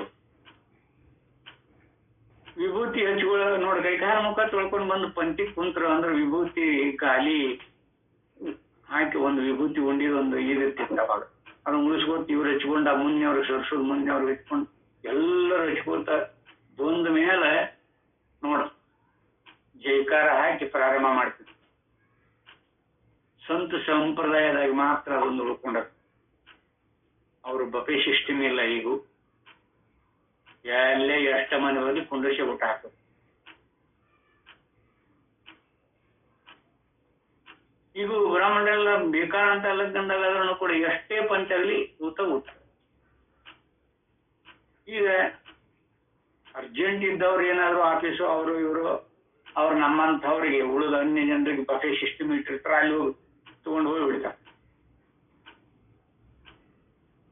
ಹಿಂಗೂ ನಡೆದದ ಆಚಾರ ವಿಚಾರ ಎಂಥ ಅವನತಿಗೆ ಬಂದ. ಅದಕ್ಕೆ ಅದೆಲ್ಲ ಆಗೋಂಗಿಲ್ರಿ ಎಲ್ಲ. ಮತ್ತ ಅಲ್ಲಿ ನೋಡಲ್ಲಿ ಉತ್ರಿ ಹೊತ್ಕೊಂಡು ಶರ್ಟ್ ಕಳೆದು ಉತ್ರಿ ಹೊತ್ಕೊಂಡು ಕುಂತು ಊಟ ಮಾಡೋದು ಎಲ್ಲಿ ಆಗ್ತೈತಿ? ಲಗ್ನಕ್ಕದು ಹೋಗಿರ್ತೀವಿ ಬಿಡು, ಅಲ್ಲಿ ಊಟನ ಮಾಡಬೇಡ. ನಿಮ್ಮ ಆಚಾರ ಇರುವಂಗ ಒಮ್ಮೆ ಇದಾತು ಅಂದ್ರೆ ಅವ್ರು ಹಂಗ ಹೋಗ್ತಾರಪ್ಪ, ಅವ್ರಿಗೆ ವ್ಯವಸ್ಥೆ ಬೇರೆ ಮಾಡ್ಬೇಕು ಅಂತ ಅವ್ರಾಗ ಇದಾಗ್ತದೆ. ನಾವು ಅವ್ರಿಗೆ ಸಡ್ಲು ಕೊಡ್ತೀವಿ, ಹಂಗ ನಡೀತಿತ್ತು ಹೇಳಿ ತಗೊಂಬರ್ರಿ, ಕಟ್ಟೆ ಹಚ್ಕೊಂಡು ಬಂದ್ಬಿಡ್ರಿ.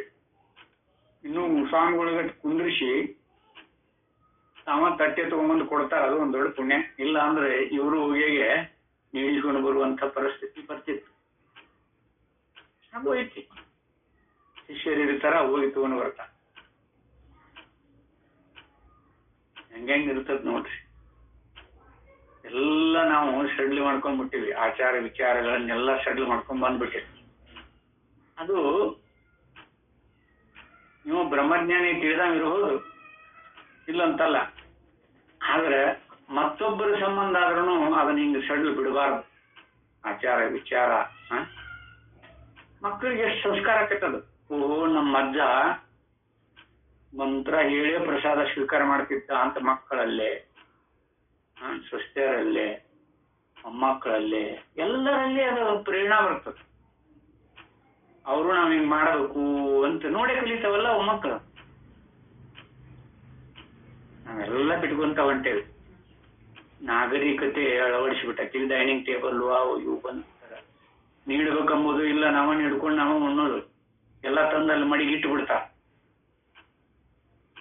ಅಲ್ಲೇ ಅಡಿಗೆ ಮನೆಯಾಗಿಂದ ಮಾಡಿದ್ದು ಎಲ್ಲ ತಂದು ಇಲ್ಲಿ ಮಡಿಗೆ ಬಿಡ್ತಾರ. ನಾವು ಅದನ್ನ ಎಷ್ಟು ಬೇಕು ಅಷ್ಟು ನೀಡ್ಕೊಂಡು ಊಟ ಮಾಡಿ ಹೋಗ್ಬಿಡು.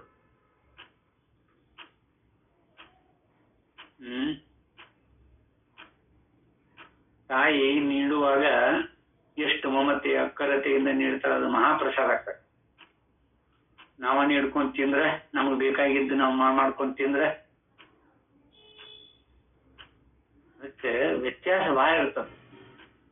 ಅದಕ್ಕೆ ಇದೆಲ್ಲ ಈ ರೀತಿ ಬಂದ್ಬಿಟ್ಟದ. ಇದನ್ನ ನಾವು ಬಹಳ ಕೊಂಡಾಡ ಎಲ್ಲರ ಅನುಭವದೊಳಗೂ ಇದದ. ನಾವ ಕೆಡಿಸ್ಲಿಕ್ಕತ್ತೇವೋ,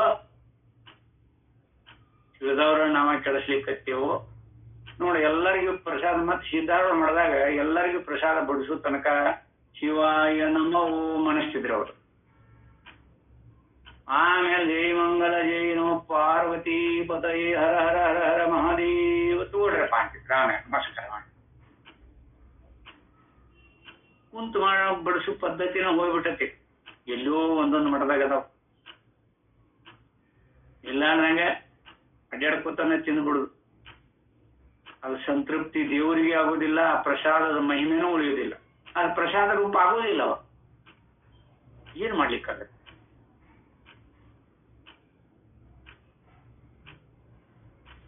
ಮತ್ತೆ ಇವರಿಗೆ ಸಮಾಧಾನತ್ವನೇ ಇಲ್ಲ. ಅವಸರ ಎಲ್ಲರಿಗೂ ಅವಸರ. ಇದು ನಾವೇ ಕೆಡಿಸಿವಲ್ಲ ಈ ಪದ್ಧತಿ. ಸಮಾಧಾನದಿಂದ ಕೂತ್ಕೊಂಡು ಒಂದು ಪಂಕ್ತಿ ಬಿಡು, 3 ಪಂಕ್ತಿ ಆದ್ಮೇಲೆ ಹೋಗಿ ಊಟ ಮಾಡಿದ್ರೆ ನಮ್ದೇನ್ ಹೋಗ್ತದೆ? ಎಲ್ಲರೂ ಹೀಗೇನೆ, ಎಲ್ಲರೂ ಅವಸರ, ಎಲ್ಲ ಅವಸರ ಪ್ರಕೃತಿ. ನಾವು ಅಲ್ಲಿಗೆ ಹೋಗ್ಬೇಕು, ನಾವು ಇಲ್ಲಿಗೆ ಹೋಗ್ಬೇಕು, ಆಗಬೇಕು, ಇದಾಗಬೇಕು. ಹೀಗಾಗಿ ನಾವೆಲ್ಲ ಈ ಬಫೆ ಸಿಸ್ಟಮಿಗೆ ಅಟ್ಯಾಚ್ಮೆಂಟ್ ಆಗಿ ಆ ಪ್ರಸಾದದ ವ್ಯಕ್ತಿತ್ವವನ್ನ ಕಳೆದು ಬಿಟ್ಟೇವೆ.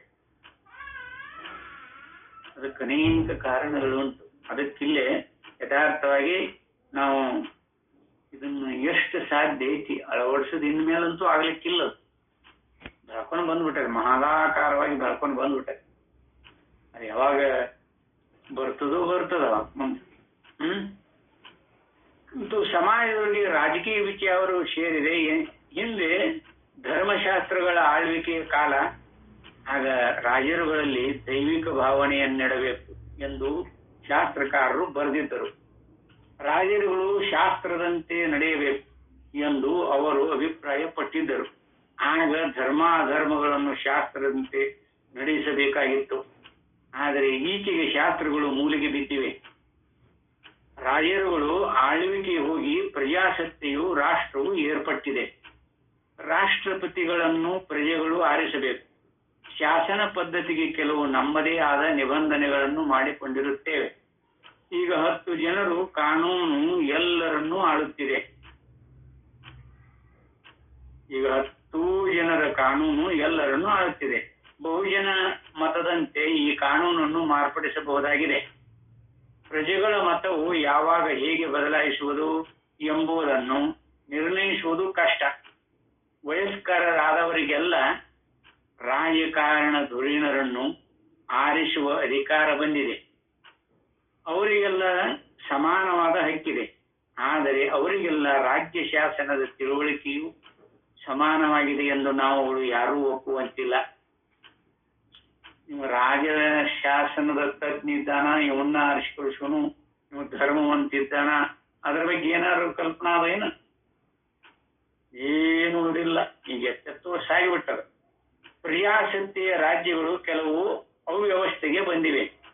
ಈ ದಿವಸ ಇಂಥಲ್ಲಿ ಮುಖ್ಯಮಂತ್ರಿಗಳನ್ನು ಬಾಯಿ ತುಂಬ ಹೊಗಳಿ, ಹಿಂದಿನ ದಿನ ಅವನನ್ನು ಬಾಯಿ ತುಂಬ ಮುಖ್ಯಮಂತ್ರಿಯನ್ನು ಬಾಯಿ ತುಂಬ ಹೊಗಳಿ ನಾಳೆ ದಿನ ಇಟ್ಟರೆಂಬ ಸುದ್ದಿಗಳು ವೃತ್ತಾಂತ ಪತ್ರಿಕೆಗಳಲ್ಲಿ ಬರುತ್ತಿವೆ.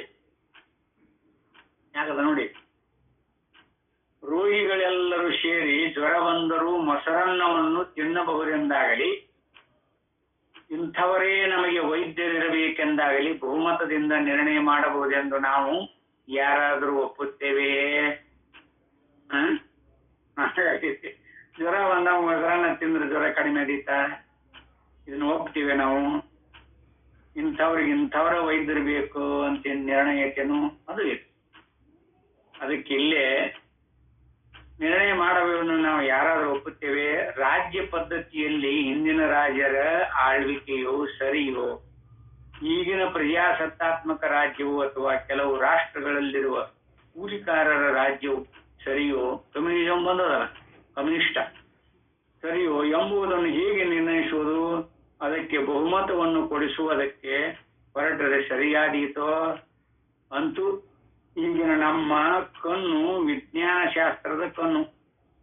ಈ ಕಣ್ಣಿನಿಂದ ನೋಡಿದರೆ ನಿರ್ಜೀವ ಪದಾರ್ಥಗಳಿಗಾಗಲಿ ಯಂತ್ರಗಳಿಗಾಗಲಿ ಇರುವ ಬೆಲೆಯು ಪ್ರಾಣಿಗಳಿಗೆ ಇಲ್ಲ.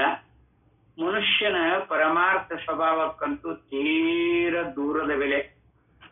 ಏನು ಪರಮಾರ್ಥ ತತ್ವ ತಿಳ್ಕೊಂಡವ್ ಏನೇನು ಬೆಲೆ ಇಲ್ಲ. ಈ ದೃಷ್ಟಿಯ ವ್ಯವಹಾರವು ನಮ್ಮ ಸಮಾಜವನ್ನು ಎಲ್ಲಿಗೆ ತಂದು ಮುಟ್ಟಿಸಿಬಿಟ್ಟಿದೆ ನೋಡ್ರಿ ನೀವು. ಆಗ ಈಗಿನ ಕಷ್ಟ ಪರಂಪರೆಗಳಿಗೆ ಪರಿಹಾರವನ್ನು ಯಾರೂ ಹೇಳುವವರಿಲ್ಲವಾಗಿದೆ.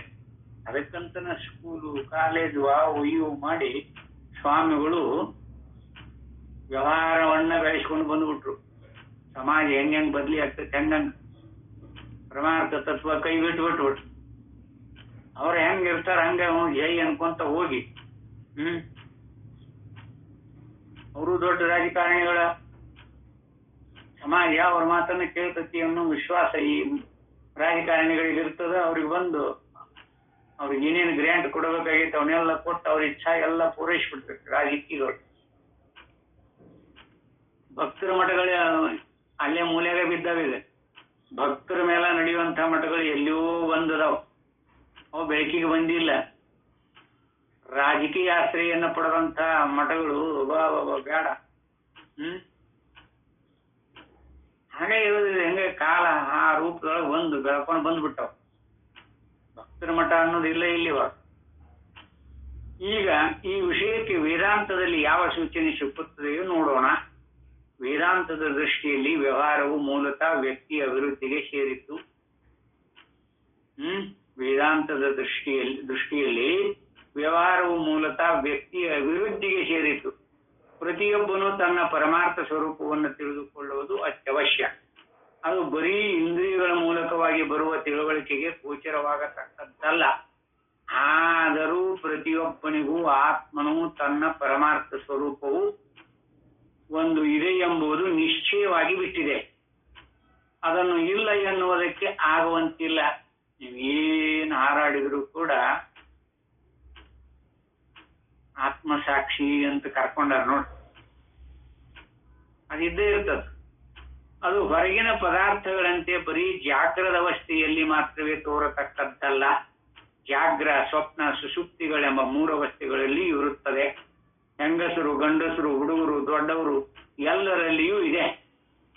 ಅತ್ಯಂತ ಸುನಿಶ್ಚಿತವಾದ ಅದರ ತಿಳುವಳಿಕೆ ನಿಜವಾದ ಜ್ಞಾನ. ಆ ತಿಳುವಳಿಕೆಗೆ ಮಿಕ್ಕದ್ದೆಲ್ಲವನ್ನು ಸಹಾಯಕವಾಗಿ ಮಾಡಿಕೊಳ್ಳಬೇಕು. ಪ್ರತಿಯೊಬ್ಬ ವ್ಯಕ್ತಿಯು ತನ್ನ ಅಭಿವೃದ್ಧಿಗಾಗಿ ಈ ಜ್ಞಾನವನ್ನು ಸಂಪಾದಿಸುವುದಕ್ಕೆ ಅನುಕೂಲವಾಗಿಯೇ ತನ್ನ ಆಚಾರ ವಿಚಾರಗಳನ್ನಿಟ್ಟುಕೊಳ್ಳಬೇಕು. ಅದಕ್ಕೆ ತಕ್ಕ ಆಚಾರ ವಿಚಾರಗಳನ್ನಿಟ್ಟುಕೊಳ್ಳುವವರೆಲ್ಲ ಒಂದು ಸಮಾಜದವರು. ಇದರ ತಿಳುವಳಿಕೆಯೇ ಜ್ಞಾನ. ಆ ಜ್ಞಾನಕ್ಕೆ ಬೇಕಾದ ನಡೆನುಡಿಗಳೇ ಧರ್ಮ. ಈ ಧರ್ಮವನ್ನು ಅನುಸರಿಸುವುದಕ್ಕೆ ತಮ್ಮ ಜೀವನವನ್ನು ಧಾರೆ ಎರೆದಿರುವ ಮಹಾತ್ಮರೇ ಬ್ರಾಹ್ಮಣರು. ಅವರು ಉಪದೇಶಕ್ಕೆ ಕಿವಿಗೊಟ್ಟು ಈ ಧರ್ಮವನ್ನು ರಕ್ಷಣೆ ಮಾಡುವುದಕ್ಕೆಂದು ತಮ್ಮ ಜೀವನವನ್ನೇ ವಿನಿಯೋಗಿಸುವವರು ಕ್ಷತ್ರಿಯರು. ಈ ಧರ್ಮವನ್ನೇ ಅನುಸರಿಸುವವರಿಗೆ ಬೇಕಾದ ಐಕ ಸೌಕರ್ಯಗಳನ್ನು ಒದಗಿಸುವುದರಲ್ಲಿ ನಿರತರಾಗಿರುವವರು ವೈಶ್ಯರು. ಈ ಮೂರೂ ಪಂಗಡದವರಿಗೂ ಸಹಾಯ ಮಾಡುವವರು ಶೂದ್ರರು. ಮಿಕ್ಕವರು ಈ ಧರ್ಮ ಕ್ಷೇತ್ರಕ್ಕೆ ಹೊರತಾದವರು. ಹಿಂದಿನ ಕಾಲದ ಈ ವರ್ಣಾಶ್ರಮಗಳ ಪದ್ಧತಿ ಇಲ್ಲದವ್ರು ಯಾರು? ಅವರು ಮಿಕ್ಕವರು. ಹಿಂದಿನ ಕಾಲದ ವರ್ಣಾಶ್ರಮ ಧರ್ಮಗಳಲ್ಲಿ ಈ ಬಗೆಯ ಏರ್ಪಾಡನ್ನು ಎಷ್ಟರ ಮಟ್ಟಿಗೆ ಆಚರಣೆಗೆ ತಂದಿತ್ತೋ ಅದನ್ನು ನಾವು ವೈದಿಕ ವಾಂಗ್ಮಯದ ಇತಿಹಾಸದಿಂದ ತಿಳಿದುಕೊಳ್ಳಬೇಕಾಗಿದೆ. ತತ್ವವು ಸಮಾಜಕ್ಕಾಗಿ ಅಲ್ಲ, ಸಮಾಜವೇ ತತ್ವಕ್ಕೆ ಎಂಬ ನಿಲುವು ಜನರಿಗೆ ಬಂದರೆ ಅಂಥದ್ದೊಂದು ಆದರ್ಶ ಸಮಾಜವನ್ನು ರಚಿಸುವುದಕ್ಕೆ ಈಗಲೂ ಕಷ್ಟವಾಗಲಾರದು. ಅಂಥ ಸಮಾಜದಲ್ಲಿ ಪರಮಾರ್ಥಕ್ಕೆ ಅನುಗುಣವಾದ ವ್ಯವಹಾರವೇ ಪ್ರಧಾನವಾಗಿರುವುದರಿಂದ ಅದು ನಿರ್ಮಾಣವಾದರೆ ಈಗಿನ ಆರ್ಥಿಕ ಸಮಸ್ಯೆಗಳು ಸುಲಭವಾಗಿ ಪರಿಹಾರವಾಗಬಹುದೆಂದು ನನ್ನ ನಂಬಿಕೆ. ವರ್ಣಾಶ್ರಮಗಳು ಬೇಕು ಅನ್ನೋ ಪದ್ಧತಿಯೊಳಗೆ ಹೇಳಲ್ಲ. ಆದ್ರೆ ವರ್ಣಾಶ್ರಮಗಳು ಯಾವ ರೂಪದಿಂದ ಬೆಳೆದುಕೊಂಡು ಬರಬೇಕು ಅದು ಬಹಳ ಮಹತ್ವ. ಆತ್ಮತತ್ವವನ್ನು ತಿಳಿಯಕ್ಕೆ ಯಾರು ಪ್ರಯತ್ನ ಮಾಡ್ತಾರೆ ನೋಡು, ಅವರ ಬ್ರಾಹ್ಮಣರು. ಉತ್ತಮ ಬ್ರಾಹ್ಮಣ ಆಗಿದ್ದು ಏನಾದ್ರು ವ್ಯವಹಾರ ಅದು ಇದು ಮಾಡ್ಕೊಂತಿದ್ರ ಅವ ಬ್ರಾಹ್ಮಣ ಅಲ್ಲ. ಪೂಜಾ ಪುನಸ್ಕಾರ ವೈದಿಕ ಅವು ಇವು ಮಾಡ್ಕೊಂತಿದ್ರು ಬ್ರಾಹ್ಮಣ. ಸತ್ವ ಗುಣದಿಂದ ಕೂಡಿರ್ಬೇಕು. ನೋಡೋದನ್ನೆಲ್ಲ ಈ ರೂಪದೊಳಗಿರ್ಬೇಕು. ಹುಟ್ಟುತ್ತ ಜಂಗಮರಾಗಿ ಹುಟ್ಟಿರ್ಲಿ, ಅವರು ಜಂಗಮರು ಅಂತ ಅನ್ನಂಗಿಲ್ಲ. ಬ್ರಾಹ್ಮಣರಿರ್ಬೋದು ಜಂಗಮರಿರ್ಬೋದು, ಅವ್ರ ಮನೆಯಾಗ ಹುಟ್ಟೈತಿ ಅಂದ್ರೆ ಮುಗೀತದು ಅನ್ನಂಗಿಲ್ಲ. ಅವ್ರಿಗೆ ಆಚಾರ ವಿಚಾರದಿಂದ ಒಡಗೂಡಿ ಅವ್ರ ಕರ್ಮ ಕ್ರಿಯಾಶೀಲತೆ ಇವುಗಳಿಂದ ಒಡಗೂಡಿ ಇದ್ರೆ ಮಾತ್ರ ಅವ್ರಿಗೆ ಜಂಗಮರು ಬ್ರಾಹ್ಮಣರು ಅಂತ ಕರೀರಿ. ಇಲ್ಲ ಅಂದ್ರೆ ಕರಿಬಾರದು. ಬ್ರಹ್ಮತತ್ವದ ಬಗ್ಗೆ ಚಿಂತನೆ ಮಾಡಿಕೊಂಡವ್ರಿಗೆ ಮಾತ್ರ ಬ್ರಾಹ್ಮಣರು. ಸಾತ್ವಿಕನಾಗಿರ್ಬೇಕಾತ ಅಲ್ವೇ? ಅದಕ್ಕೆ ಈ ರೂಪದೊಳಗೆ ವರ್ಣಾಶ್ರಮ ಭಗವಂತನ ಅಲ್ಲಿ ಹೇಳ್ಕೊಂಬಂದಾನ. ಅದಕ್ಕೆ ಯಥಾರ್ಥವಾಗಿ ಭಾರತ ಸಂಸ್ಕೃತಿ ಎಂಬ ಮಾತು ಈಗ ಹೆಚ್ಚಾಗಿ ನಮ್ಮ ಕಿವಿಗೆ ಬೀಳುತ್ತಿದೆ. ಆದರೆ ಭಾಷೆ ವೇಷ ಆಚಾರ ಎಲ್ಲವೂ ವಿಧ ವಿಧವಾಗಿರುವ ನಮ್ಮ ಭಾರತ ಸಂಸ್ಕೃತಿಯವರು ಎನ್ನುತ್ತಿರುವಲ್ಲ, ಯಾವ ದೃಷ್ಟಿಯಿಂದ ನಮ್ಮ ಸಂಸ್ಕೃತಿ ಒಂದು ಎಂಬುದನ್ನು ವಿಚಾರಿಸಬೇಕಾದದ್ದಿಲ್ಲವೇ? ನಿಷ್ಪಕ್ಷಪಾತ ದೃಷ್ಟಿಯಿಂದ ನೋಡಿರಿ. ಆತ್ಮೈ ವೇದಂ ಸರ್ವಂ ಎಂಬ ಪರಮಾರ್ಥವನ್ನು ಅರಿತುಕೊಂಡು ಈ ಸಾಕ್ಷಿ ಸ್ವರೂಪದಲ್ಲಿ ನಮ್ಮಲ್ಲಿ ಕೆಲವರಾದರೂ ನೆಲೆ ನಿಂತರೆ, ಮಿಕ್ಕವರು ಇದಕ್ಕೆ ಸಹಾಯಕವಾಗಿರುವ ನಡೆನುಡಿಗಳನ್ನು ಇಟ್ಟುಕೊಂಡರೆ ನಮ್ಮಲ್ಲಿ ಮಿಕ್ಕ ವೈವಿಧ್ಯಗಳು ಎಷ್ಟಿದ್ದರೂ ನಾವೆಲ್ಲರೂ ಭಾರತಕ್ಕೆ ಸೇರಿದವರೇ ಆಗುವೆವು. ಏಕೋದೇವ ಸರ್ವಭೂತೇಶು ಗೂಢ. ಅದಕ್ಕೆ ಎಲ್ಲ ವೇಷಭೂಷಣಗಳ ಗತಿಯಾಗ್ಯವ. ಗೃಹಿಣಿಯರು ಹೇಗಿರ್ಬೇಕು ಅಂತ ಗೊತ್ತಿಲ್ಲ. ಎಲ್ಲ ವೇಷ ಅನುಕೂಲಕ್ಕೆ ಏನು ಸೌಕರ್ಯಗಳು ಬೇಕಾಗ್ಯಾವ ಅವೆಲ್ಲ ಅನುಕೂಲ ಮಾಡ್ಕೊಂಡ್ಬಿಟ್ಟೆ. ವೇಷಭೂಷಣಗಳಲ್ಲಿ ವ್ಯತ್ಯಾಸ, ಆಚಾರ ವಿಚಾರಗಳಲ್ಲಿ ವ್ಯತ್ಯಾಸ.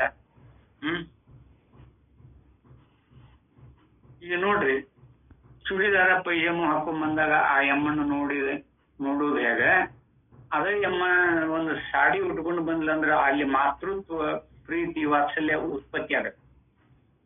ಮಾತೃ ಪ್ರೇಮ ಉತ್ಪತ್ತಿ ಆಗ್ತದೆ. ಅದ ಇಂಥ ಡ್ರೆಸ್ ಹಾಕೊಂಬಂದ್ರೆ ಆಗೋದಿಲ್ಲ. ಅಲ್ಲಿ ಅವ್ರನ್ನ ಬೇರೆ ದೃಷ್ಟಿಯಿಂದನೂ ನೋಡ್ತೈತಿ ಜಗತ್ತು.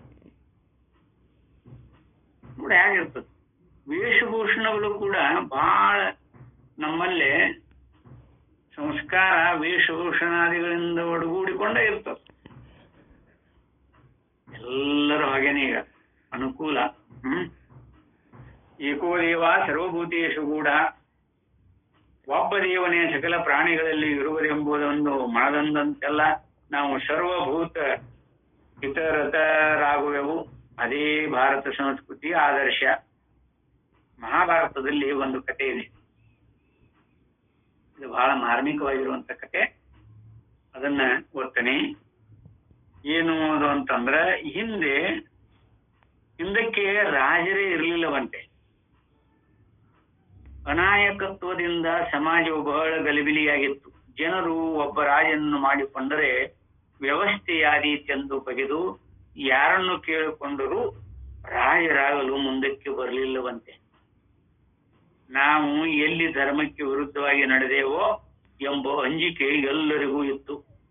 ನೀ ರಾಜ ಆಗಪ್ಪ ನಮ್ಮನ್ನ ಆಳು ಅಂತೇಳಿ ಎಲ್ಲರೂ ಕೂಡ ಅವನನ್ನ ನಿರ್ಣಯ ಮಾಡಿದ್ರು ಕೂಡ ಅಪ್ಪ ನನ್ನ ಕಡೆಯಿಂದ ಅದು ಆಗುವುದಿಲ್ಲ, ಅದು ಧರ್ಮದಿಂದ ಒಡಗೂಡಿರಬೇಕು. ಅಕಸ್ಮಾತ್ ಏನಾದ್ರೂ ರಾಜಕಾರಣದೊಳಗೆ ಏನಾದ್ರೂ ವ್ಯತ್ಯಯ ಬಂದು ನಾವು ಅಧರ್ಮಿಯಾಗಿ ಬಿಟ್ರೆ ನನಗೆ ಪಾಪ ತಟ್ಟುತ್ತೆ ಅಂತ ಅಂಜಿಕೆ.